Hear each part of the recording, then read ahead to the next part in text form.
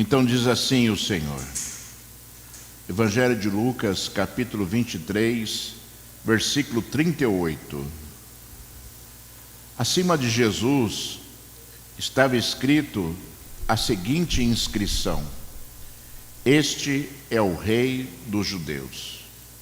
Um dos malfeitores crucificados blasfemava contra Jesus, dizendo: Você não é o Cristo. Você não é o Cristo? Salve a si mesmo e a nós também. Porém, o outro malfeitor o repreendeu, dizendo: Você nem ao menos teme a Deus, estando sob igual sentença? A nossa punição é justa, porque estamos recebendo o castigo que os nossos atos merecem.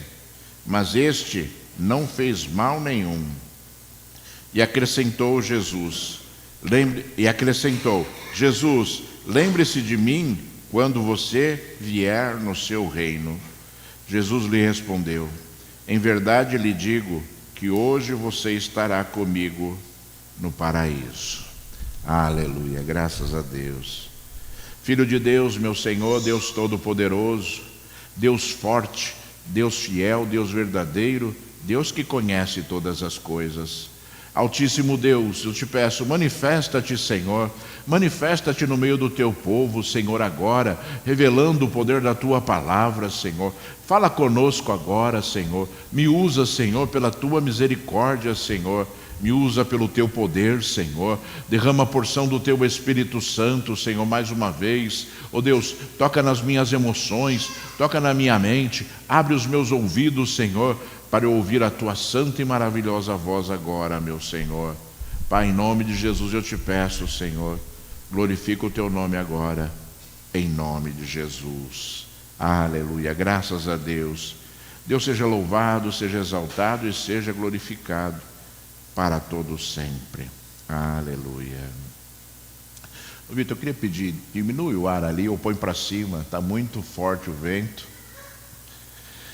Irmãos, vemos aqui um trecho da palavra de Deus extremamente interessante, porque tem diversas demonstrações aqui, diversos pontos, aspectos, tanto espirituais como naturais, né? Nós vemos aqui em primeiro lugar, no primeiro versículo que nós lemos,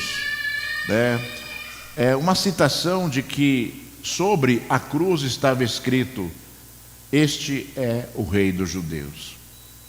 Se nós formos olhar aquilo que aconteceu com Jesus na cruz, eu não sei se você sabe, mas a crucificação era uma das piores penas que o regime romano havia instituído ali em Israel.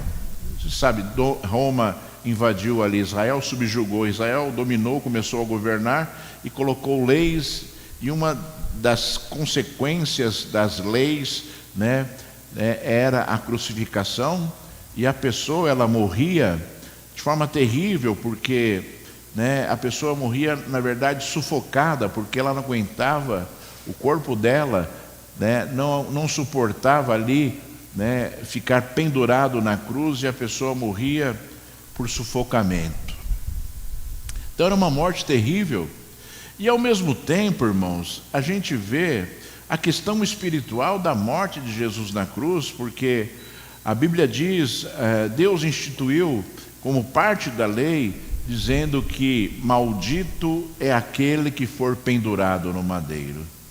Então existia uma sentença de Deus de maldição, e existia uma sentença de sofrimento dada ali por Roma, instituída por Roma, e que Jesus vivenciou tudo isso, e que Jesus ali participou de tudo isso para que se cumprisse nele determinadas coisas, e nós observássemos e víssemos que Jesus verdadeiramente era obediente a Deus, e que Jesus, independentemente daquilo que ele sofreu, ele venceu, para que nós pudéssemos ser religados a Deus.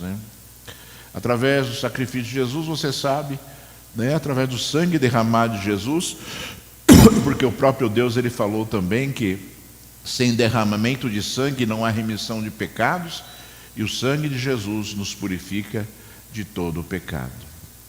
E Jesus se transformou, se tornou maldito ali, né? Ele estava ali vivenciando toda a maldição da humanidade sobre as suas costas, né?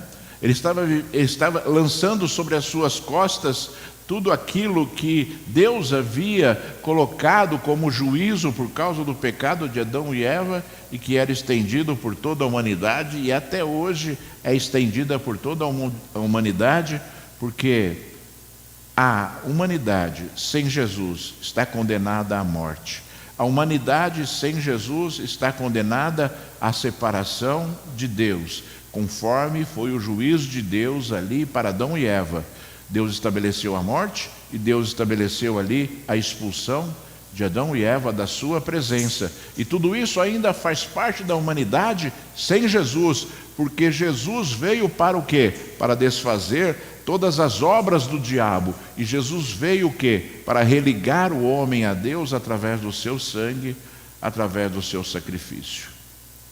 Aquela placa que estava sobre a cruz de Jesus, na verdade, deveria conter ali o motivo da condenação de Jesus, né? Era assim que funcionava, né, no Império Romano, era assim que funcionava essa condenação. Sobre a cruz estava escrito ali por que aquela pessoa estava sendo condenada. E como Jesus não tinha nenhum motivo para ser condenado, Pôncio Pilatos, que o condenou, exigiu que fosse colocado aquela descrição sobre a cruz de Jesus, em 3 línguas, né? Em hebraico, grego e aramaico, para que todos conhecessem verdadeiramente aquilo que estava acontecendo ali naquele momento, e as próprias palavras, né, que Pôncio Pilatos exigiu que fosse escrita ali como motivo da condenação de Jesus, foi uma grande profecia já daquilo que estava acontecendo com o Filho de Deus. Ele é o Rei dos judeus, ele sempre foi o Rei dos judeus, e ele sempre será, né, o Rei de toda a terra, aquele, né, que de forma indiscutível, né, dominou e sempre dominará o universo. E ao mesmo tempo, irmãos, Jesus se fazendo de maldito ali na cruz, ao mesmo tempo existiam 2 soldados, dois ladrões, né, 2 malfeitores que foram crucificados ao lado de Jesus. Jesus no meio, sendo condenado, sem que houvesse ali um motivo justo para que aquilo acontecesse, e 2 outros homens sendo crucificados ao seu lado, né, mas com motivos justos para que aquilo pudesse acontecer segundo a lei de Roma.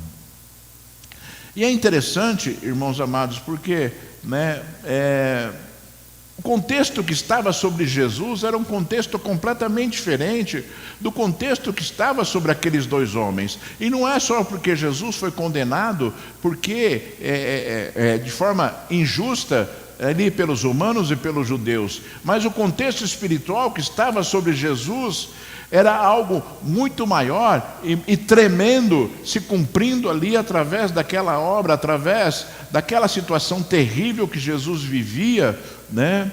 Se cumprindo ali sobre a humanidade, um propósito de Deus para que a humanidade pudesse ser restaurada ao Senhor.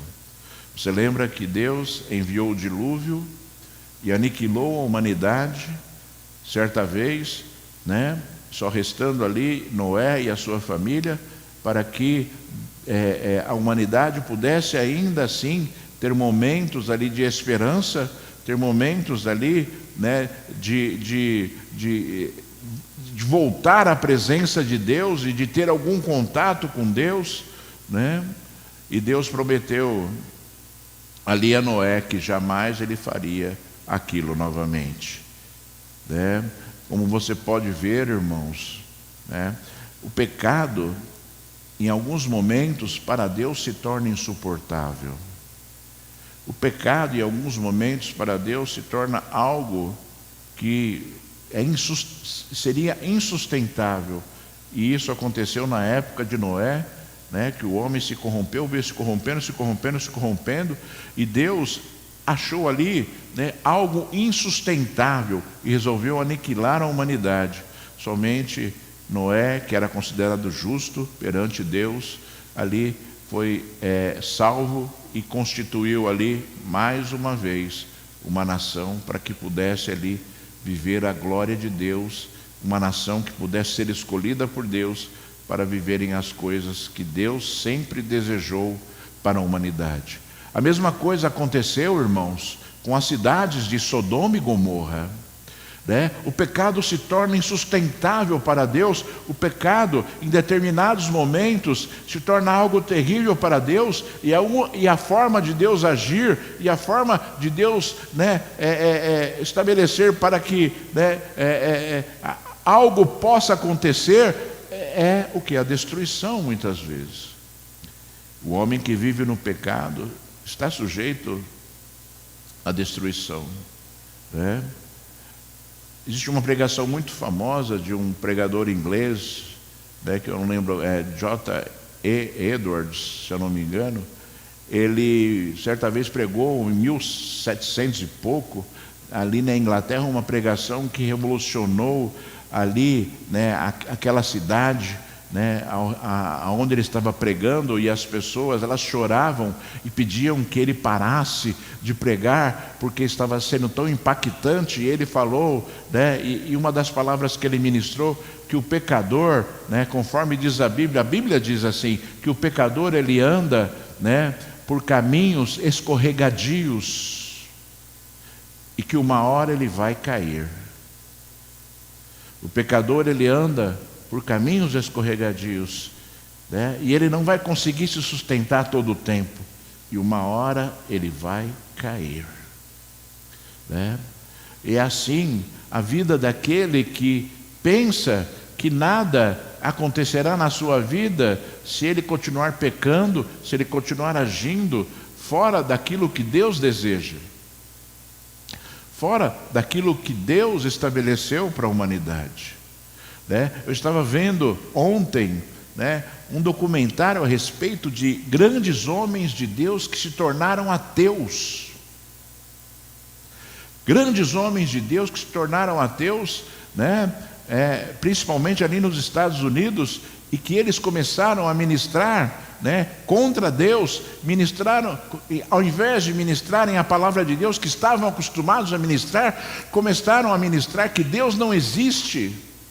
E eu comecei a olhar essa situação e comecei a ficar muito triste. Mas muito triste por quê? Porque é impossível aquele que tem uma grande experiência com Deus, não ver as realizações de Deus neste mundo, embora nós não consigamos ver Deus. Mas nós conseguimos ver aquilo que acontece neste mundo. Nós conseguimos ver situações ao nosso redor acontecendo, curas miraculosas nós conseguimos ver, pessoas endemoniadas se sujeitando ao nome de Jesus de forma tremenda. E da onde vem tudo isso? Da onde vem algo que nós conhecemos da Bíblia e nós vivenciamos neste mundo, situações que comprovam claramente a existência de Deus? E a conclusão que eu cheguei, irmãos, olhando aquela situação triste, é que essas pessoas nunca tiveram um verdadeiro encontro com Deus e nunca viveram as coisas de Deus neste mundo. Nunca viveram as coisas de Deus neste mundo para duvidarem e começarem a pregar ao contrário. Pregar a não existência de Deus, e obviamente foram dominadas pelo espírito de incredulidade, talvez porque se frustraram em algum momento por conta da sua vida espiritual superficial, e não começaram a vivenciar Deus, e não vivenciaram Deus ao ponto de perceberem Deus no ar que nós respiramos, e ao ponto dessas pessoas, olharem para aquilo que a ciência diz e que eles não compreendem e entendem, como sendo algo verdadeiro, em detrimento das questões espirituais, que estão ao nosso redor e que nós vemos Todos os dias nós temos experiências com Deus todos os dias. Nós vivemos Deus todos os dias. Ouvimos Deus, se nós buscarmos, todos os dias. Sentimos a alegria e a paz de Jesus todos os dias. Portanto, irmãos, cuidado com a sua vida espiritual, cuidado com aquilo que está acontecendo com a sua vida espiritual, cuidado com a frieza que vem, cuidado com as artimanhas de Satanás, que tenta convencer as pessoas de que talvez Deus não exista, porque ele já convenceu a humanidade que ele não existe, O diabo convenceu a humanidade que ele não existe, E tenta convencer a humanidade que Deus não existe. Cuidado, porque quando você começar a duvidar das coisas que você já viu, quando você começar a duvidar das coisas que você já viveu, você está vivendo uma situação crítica na sua fé e na qualidade da sua vida espiritual, ao ponto de você desprezar coisas que são extremamente necessárias para os cristãos, como orar, sentir alegria em vir à igreja, sentir alegria em adorar a Deus, sentir alegria, em reverenciar ao Senhor na sua casa, em ouvir um louvor, em sentir a presença do Altíssimo. Eu tenho tido algumas experiências. Eu gosto muito de louvor, os irmãos já sabem disso, que eu sou uma pessoa que gosto muito de ouvir louvores. Cantar eu sou péssimo, cantor, somente Deus consegue encontrar algo de bom no meu louvor. Mas esses dias eu ouço um louvor assim, de repente, e falo, não, esse louvor é bom cantar na igreja. E é algo interessante, porque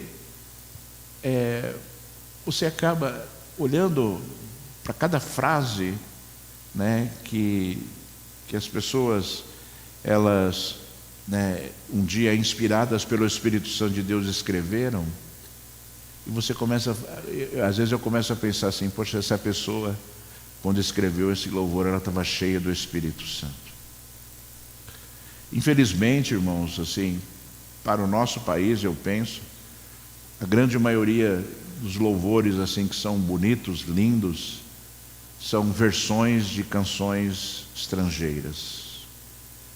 E isso para mim é terrível, porque talvez esteja faltando inspiração, talvez esteja faltando pessoas, com talento de Deus, com talento dado por Deus, para escreverem ali as canções que saem do seu coração, e não canções que são traduzidas, de pessoas que um dia escreveram, canções lindas e maravilhosas, talvez cheias do Espírito Santo, para demonstrar ali a Deus, algo que agrada o coração de Deus. E assim a nossa vida, irmãos. Eu já falei aqui para vocês, que eu vou usar uma palavra forte que Deus usa muito na Bíblia. Eu abomino livros de oração, eu abomino livros que contêm oração para isso, oração para aquilo, oração para libertação, oração para cura, oração é algo que sai do seu coração, é algo, que nasce de dentro de você, para você expor e colocar diante de Deus, porque, para mim um livro de oração é um livro de reza, palavras que, se você não sente e acredita nelas, não tem sentido espiritual. Talvez você fale, mas eu não sei orar. Você sabe falar, seja curado em nome de Jesus. Você sabe falar, seja liberto em nome de Jesus. Você sabe falar, Senhor, me ajuda. Você sabe falar, Senhor, eu creio que o Senhor pode fazer algo nessa situação. Você sabe falar isso. Você sabe falar isso.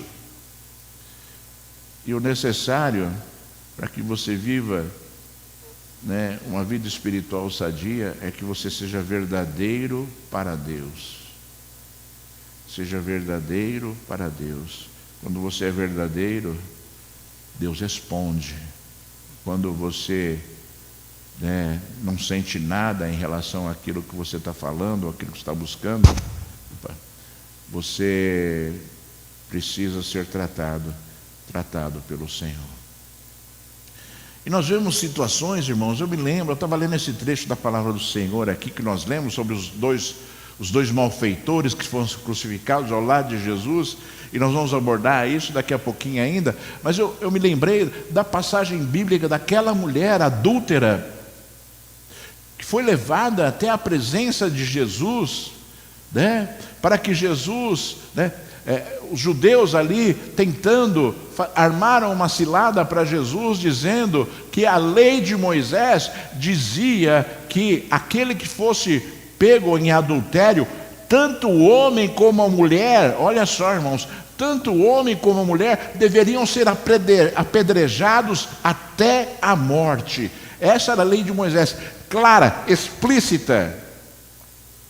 Clara e explícita. Aquele que for pego em adultério será condenado à morte e deverá ser levado para fora da cidade para ser apedrejado, tanto o homem como a mulher.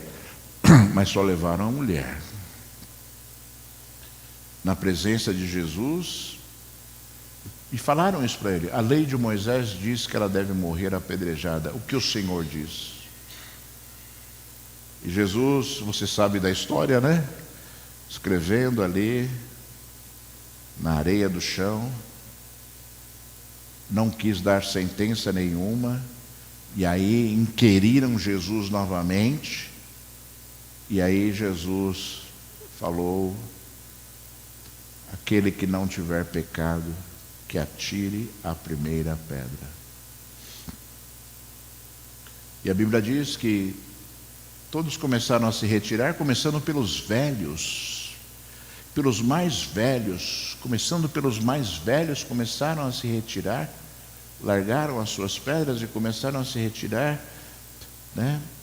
Para você compreender e entender, porque existiu um cunho espiritual muito forte nessa passagem bíblica em relação àquela mulher, mas ao mesmo tempo nós encontramos ali uma degradação espiritual terrível, porque as pessoas muitas vezes têm esse sentimento de juízo contra o seu próximo, mas não conseguem olhar para si, ver as suas falhas e ver ali aquilo que ela deveria mudar na sua vida para a transformar, né, numa pessoa melhor para Deus.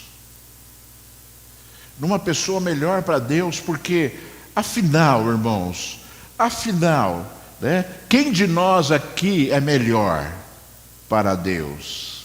Quem de nós aqui é melhor para Deus? Né? Não existe chance de nós compreendermos isso e entendermos isso, porque nós vivemos de misericórdia e de graça, né, do Deus Altíssimo, né? Vivemos nos arrependendo e sendo perdoados por Deus, para nós não sermos consumidos. Vivemos ali, né, olhando para Deus e, né, nos colocando, né, de forma humilde na presença do Senhor, abaixando a nossa cabeça e dizendo: Senhor, hoje eu não fui como tu querias, mas amanhã eu vou melhorar. Sabe, irmãos, é muito fácil você olhar algo que está evidente e explícito, né, como aquela mulher que estava sendo exposta por causa do seu adultério. E quantas vezes as pessoas não conseguem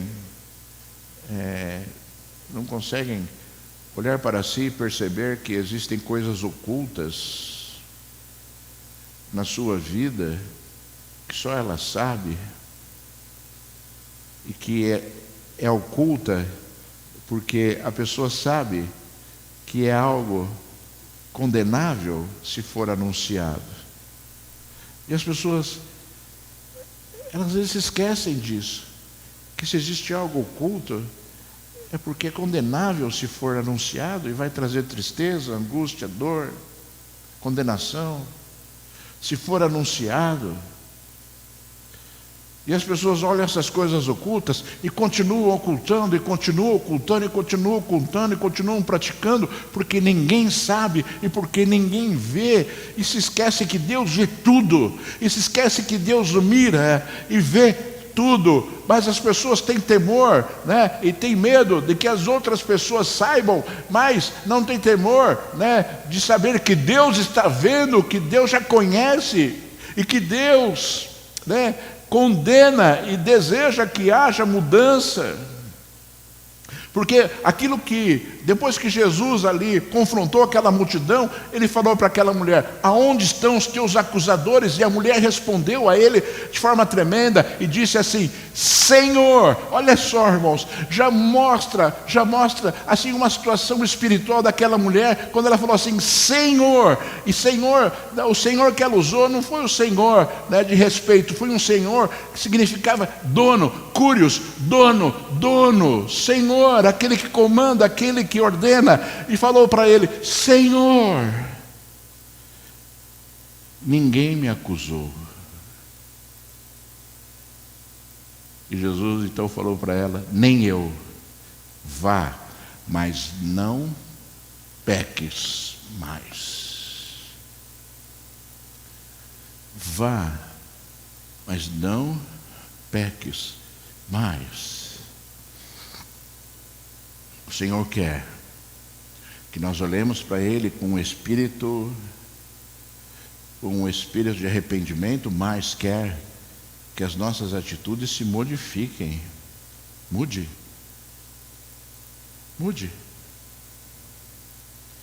Porque o dia que você não sentir Deus em lugar nenhum, você já está próximo da morte espiritual. Quando você não sentir vontade de ler a Bíblia, de orar, de vir à igreja, você não sentir vontade de falar de Deus, né? Quando você achar que Deus não é importante, existe um grande problema espiritual contra você. E olha, irmãos, se a gente olhar para, voltando aqui para o texto agora, se a gente olhar para aqueles dois malfeitores, dois ladrões, né? Alguns evangelhos falam ladrões, né? Somente aqui em Lucas fala malfeitor. Se a gente olhar aquela situação dos dois ladrões, nós vamos encontrar situações, irmãos, porque a Bíblia é maravilhosa e ela nos ensina, muitas vezes, confrontando situações. Abel e Caim, Adão e Eva, né? Esaú e Jacó, né? Marta e Maria, que nós pregamos semana passada, né? São situações que pessoas vivem e que são opostas. Todas essas situações que nós falamos aqui, né? Adão e Eva, Abel e Caim, né? Marta e Maria, os dois ladrões, Jacó e Esaú e mais, que eu não estou lembrando agora, puxando na mente. Mas são situações que, se você olha, você vê atitudes diferentes e você vê, né, situações que levam à bênção e situações que levam à maldição. Então, sabe, se a gente olhar os dois casos aqui, você vai encontrar um ladrão que queria, né, que Jesus usasse do seu poder para o livrar, e confrontava Jesus, querendo que Jesus fizesse, independente de qualquer coisa, simplesmente para mostrar o seu poder. Quando ele falou, né? Um dos malfeitores crucificados blasfemava contra Jesus, dizendo: você não é o Cristo? Salve a si mesmo e a nós também. Irmãos, sabe, a gente olha uma situação extrema dessa e às vezes a gente condena, é condenável aquilo que que esse ladrão fez, até porque existe a outra postura, a postura do outro ladrão. Mas se nós olharmos para as vidas das pessoas, muitas vezes as pessoas estão fazendo as mesmas coisas em relação a Deus e não estão percebendo. Quando tentam, ser, os donos de Deus, ao invés de o Senhor ser dono, de Deus, Jesus ser o dono da nossa vida, eles tentam ser dono de Jesus, obrigando Jesus a fazer qualquer coisa. E aí usam palavras até parecidas como essa. Você não é o Cristo? E os crentes fazem isso, achando que podem fazer a sua vontade e exigir que Deus cumpra a sua vontade, através das suas orações, querendo obrigar Deus a fazer, quando na verdade nós nos submetemos a Deus e nós fazemos a vontade de Deus para Deus fazer a nossa vontade. Quantas coisas, sabe, irmãos, a gente olha ali, lembra de Bartimeu, o cego, quando ele chamou Jesus de filho de Davi, primeiro adorou o Senhor e demonstrou a sua fé para depois pedir aquilo que ele queria, do leproso que se chegou na presença de Jesus e disse, Senhor, chamou Jesus de Senhor, Senhor, se tu quiseres, tu podes me curar, da mulher do fluxo de sangue, se eu somente tocar nas vestes dele, eu serei curada, sabe? Então, são situações que a gente vê e olha, de atitudes que as pessoas tomaram, que levaram à bênção, que motivaram Deus a abençoar, e as pessoas elas não estão interessadas, muitas vezes, em fazer tudo isso, para que Deus possa abençoar, antes querem que Deus abençoe de qualquer jeito, antes querem, tem uma vida espiritual terrível, tem uma vida espiritual, que não leva a lugar nenhum, só leva para o inferno, e ainda querem que Deus abençoe, sem mostrar a Deus algo, que elas estão sentindo, sem mostrar a Deus algo que motive o Senhor a abençoar as vidas. Quantas passagens bíblicas nós vimos de exemplos que Jesus deixou, que as pessoas se chegavam a Ele demonstrando a sua fé para que pudessem ser abençoadas. O centurião que foi lá clamar pelo seu servo e falou, não, Senhor, não vá na minha casa, eu não mereço que tu entres na minha casa, somente ordene, porque eu ordeno, os meus soldados obedecem, ordene e ele será curado. E Jesus falou, nunca vi fé assim em Israel, como desse homem que era romano. Algo que motivou Deus. O cego de Jericó que gritou, Jesus já tinha passado por ele, gritou, e falavam para ele, cala a boca, ele não vai te atender, e continuou gritando, e Jesus parou e voltou.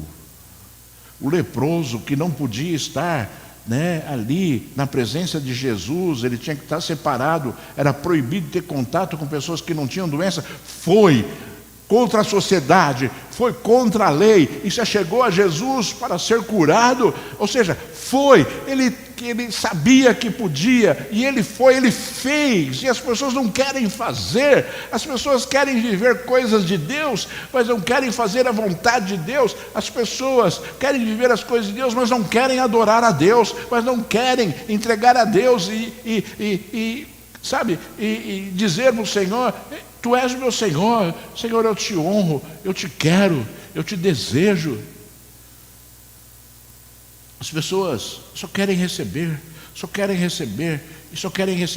e começam a ordenar a Deus. E aí o que acontece? Se frustram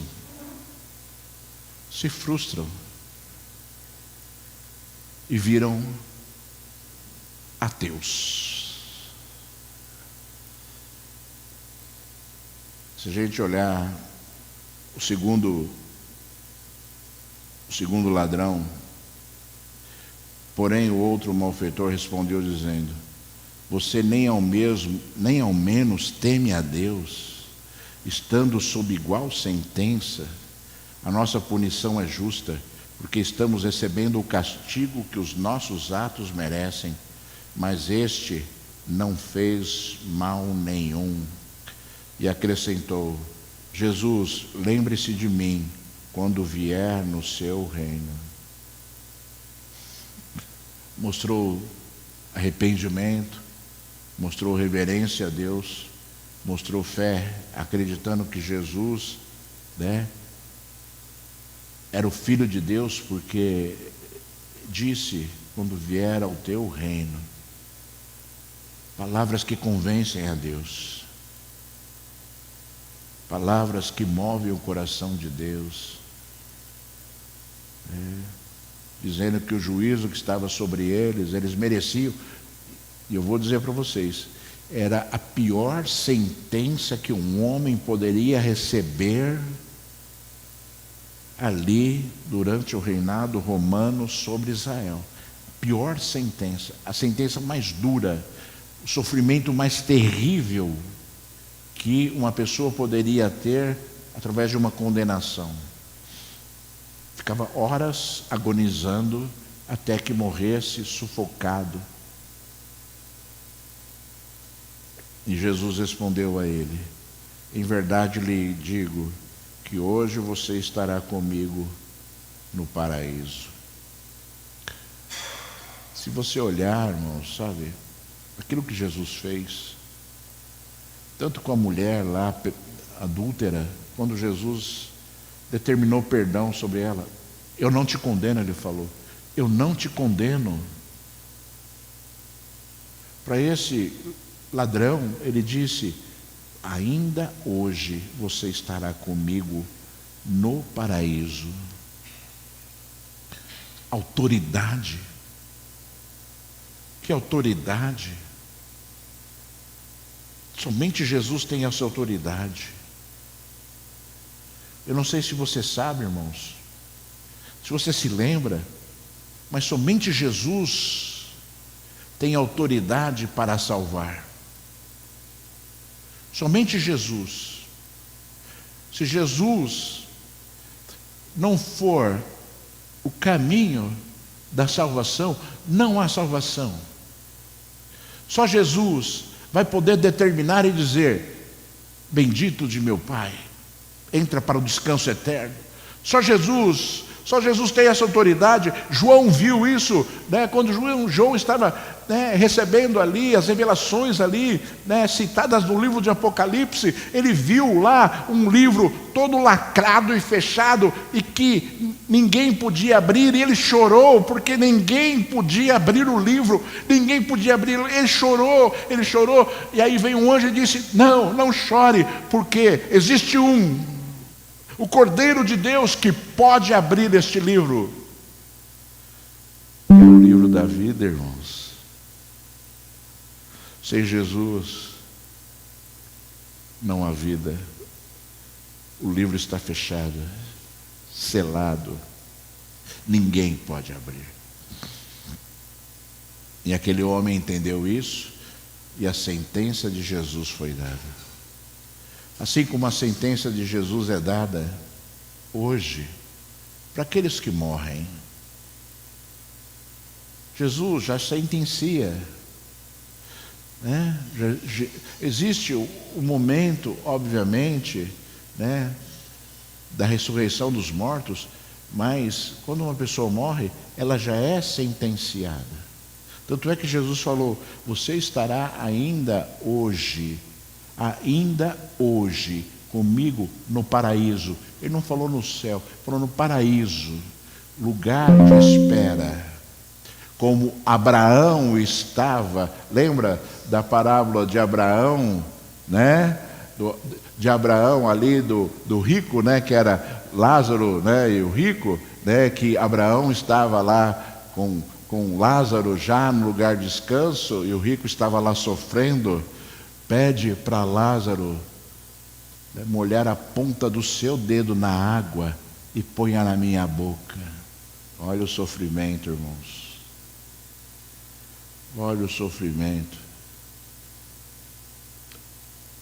E o que Abraão disse? Não dá. Não dá, porque existe uma separação intransponível. Intransponível entre um lugar e outro. E aí o rico: deixa eu voltar para avisar os meus irmãos. E Abraão falou: não. Eles têm lá os profetas, eles têm lá aqueles que anunciam a verdade. Se eles não ouvem os profetas, se eles não acreditam nos profetas, não acreditarão que uma pessoa pode voltar à vida para anunciar uma outra mensagem. Como você pode ver, irmãos, tudo é muito profundo, tudo é muito sério. As coisas são de Deus, são certas, certinhas. As coisas são de Deus, elas se cumprem sempre, né? O juízo de Deus é perfeito, e Ele vem pregando esse juízo durante toda a Bíblia. Durante séculos e séculos, Deus vem pregando do juízo perfeito dEle. Deus vem pregando, né, do coração, daquilo que está no coração dEle. Deus vem pregando, Deus vem ministrando, Deus vem anunciando, né, aquilo que virá, aquilo que acontecerá, aquilo que será a vida do homem. Deus vem anunciando. Jesus foi blasfemado pelo outro ladrão,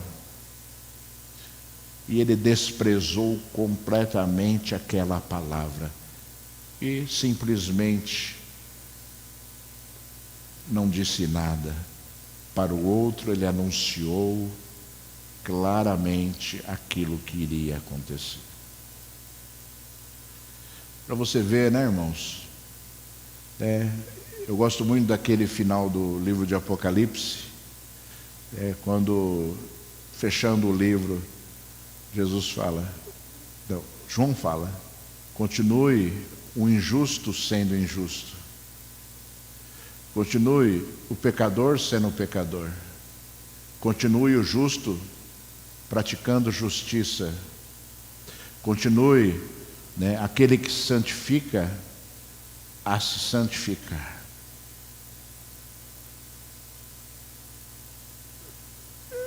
É nítido e claro, quando Jesus fechou o livro de Apocalipse com essas palavras, ele estava dizendo assim: eu já falei tudo o que eu tinha que falar. Agora a decisão é sua. Eu já falei tudo o que eu tinha que falar. Como é bom, né, irmãos? Como é bom a gente ler a Bíblia, sabe? Como é bom a gente ouvir as palavras. Ouvir as palavras que o Senhor Deus nos deixou, que Jesus nos deixou.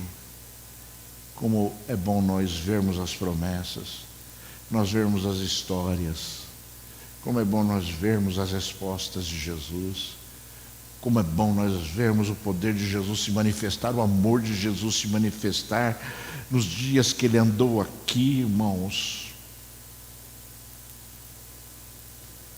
Sabe, como é bom a gente ver Jesus se manifestar em Paulo, em João. Como é bom a gente fazer parte de tudo isso, sabe, irmãos? Como é bom a gente ler um texto bíblico e se alegrar, e se regozijar, e sentir que Deus está falando. Deus está falando, Deus está falando, Deus está falando, Deus está falando. Sabe, é muito bom, sabe, sentirmos o Senhor, sentirmos a alegria da resposta de Jesus para este homem.